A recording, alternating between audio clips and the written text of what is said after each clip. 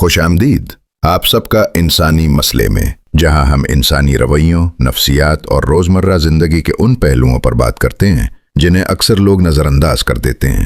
آج کا موضوع بہت دلچسپ ہے اور شاید آپ کی اپنی شخصیت سے جڑا ہوا بھی۔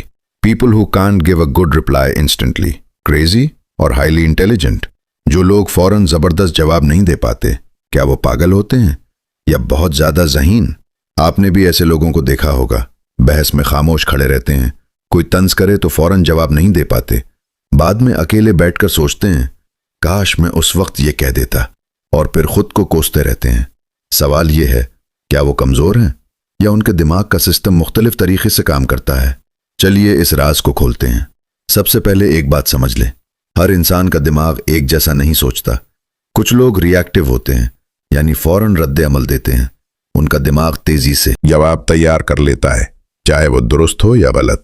اور کچھ لوگ ریفلیکٹیو ہوتے ہیں، وہ پہلے سنتے ہیں، پھر سوچتے ہیں، پھر تجزیہ کرتے ہیں اور تب جواب دیتے ہیں۔ مسئلہ یہ ہے کہ آج کی دنیا ری ایکٹیو لوگوں کو زیادہ سراہتی ہے، جو فوراً بول دے، جو تیز ہو، جو محفل لوٹ لے۔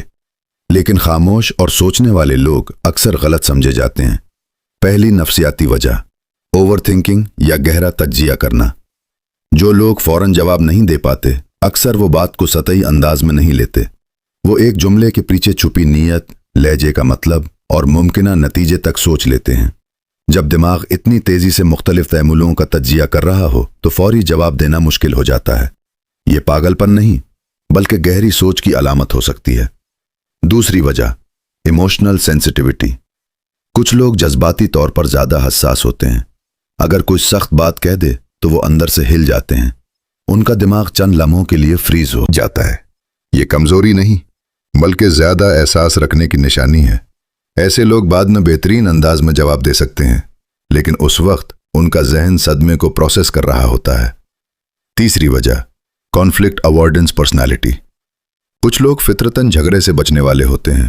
وہ ہر بحث کو جنگ نہیں منانا چاہتے۔ جب کوئی انہیں چیلنج کرتا ہے تو وہ فوراً جواب دینے کے بجائے خاموشی اختیار کرتے ہیں، کیونکہ ان کے لیے امن انا سے زیادہ اہم ہوتا ہے۔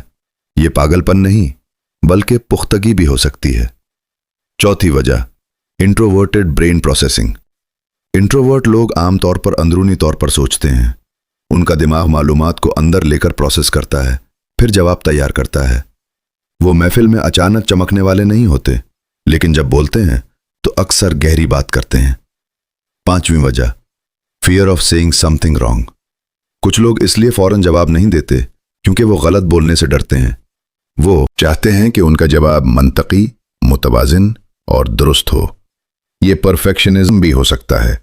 ایسے لوگ عام طور پر سوچ سمجھ کر بولتے ہیں، اور یہی عادت انہیں سنجیدہ اور ذمہ دار بناتی ہے۔ لیکن یہاں ایک اہم سوال ہے، کیا ہمیشہ فوری جواب نہ دے پانا ذہانت کی نشانی ہے؟ ضروری نہیں۔ کبھی کبھی یہ کم خود اعتمادی کی وجہ بھی ہو سکتی ہے۔ اگر آپ خود کو کم سمجھتے ہیں تو آپ کا دماغ فوراً دفاعی موڈ میں چلا جاتا ہے۔ آپ سوچتے ہیں، میں کیا بولوں؟ لوگ کیا سوچیں گے؟ اور یہی ہچکچاہٹ آپ کو خاموش کر دیتی ہے۔ لہٰذا اصل فرق نیت اور کیفیت میں ہے۔ اگر آپ اس لیے خاموش ہیں کہ آپ سوچ رہے ہیں، تجزیہ کر رہے ہیں یا جھگڑے سے بچ رہے ہیں تو یہ ذہانت ہو سکتی ہے۔ لیکن اگر آپ اس لیے خاموش ہیں کہ آپ خود کو کمزور سمجھتے ہیں یا آپ کو اپنی قدر کا احساس نہیں، تو یہ خود اعتمادی پر کام کرنے کا وقت ہے۔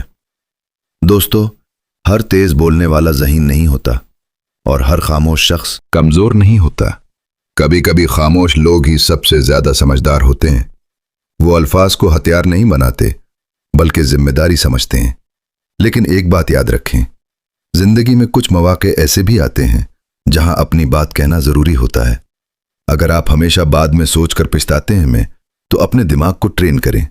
اپنے آپ سے کہیں، مجھے مکمل جواب نہیں چاہیے، صرف اپنی حد واضح کرنی ہے۔ سادہ جملے سیکھیں، مجھے یہ بات پسند نہیں آئی، میں اس سے متفق نہیں ہوں، برائے کرم مجھ سے ایسے بات نہ کریں۔ فوری شاعرانہ جواب ضروری نہیں، واضح جواب ضروری ہے۔ اگر آپ فوراً جواب نہیں دے پاتے تو خود کو پاگل یا بے وقوف کہنا بند کریں۔ شاید آپ کا دماغ تیز نہیں، گہرا ہے، اور گہرے لوگ اکثر دیر سے جواب دیتے ہیں، لیکن مضبوط جواب دیتے ہیں۔ اب میں آپ سے ایک سوال پوچھتا ہوں، क्या आप उन लोगों में से हैं जो बाद में बेहतरीन जवाब सोचते हैं और फिर खुद पर हंसते या अफसोस करते हैं? कमेंट में जरूर लिखें, आप रिएक्टिव हैं या रिफ्लेक्टिव? आपकी राय शायद किसी और को अपने आप को समझने में मदद दे दे। अगर आपको ये वीडियो पसंद आई और आप इंसानी नफ्सियात के ऐसे ही दिलचस्प मौज़ूआत जानना चाहते हैं तो अभी इंसानी मसले को सब्सक्राइब करें, वीडियो को लाइक करें और उसे अपने उन दोस्तों के साथ शेयर करें जो अक्सर कहते हैं, यार मुझे उस वक्त जवाब देना चाहिए था। मिलते हैं अगली वीडियो में।